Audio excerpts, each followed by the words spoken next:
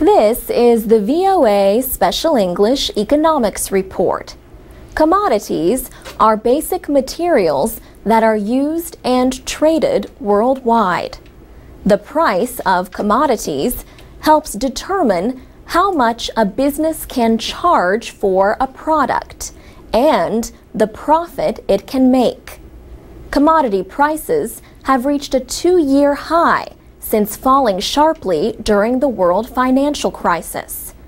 Hard commodities are materials like iron ore, oil, and gold. Agricultural products are soft commodities. These include wheat, cotton, and rice. Economic measures show the world economy is recovering unevenly. China and India, for example, have reported strong growth in manufacturing. Developed nations have had slower growth. John James is a business professor at Pace University in New York State.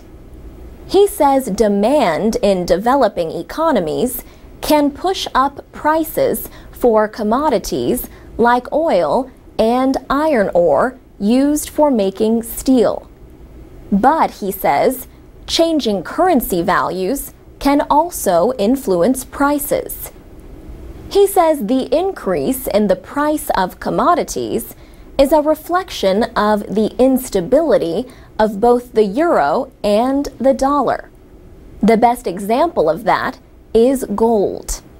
Gold prices have reached record levels in recent months. That means gold dealers must pay more for the commodity now than they did only a year ago. That affects current prices. Not surprisingly, manufacturers want some control over the prices they pay for commodities. Futures contracts are agreements between a buyer and a seller to exchange something at a set price at some time in the future. These contracts let buyers lock in a price for basic materials. But some traders in futures markets only want to make a profit. They buy or sell contracts depending on the direction they believe prices will go. These speculators get blamed when prices rise or fall too quickly. The United States, Germany, and France are looking into ways to limit this kind of trading. Some experts say exporting commodities is not a good path to long-term economic growth. The United Nations recently reported that the least developed countries must change their economies to provide good incomes for their citizens.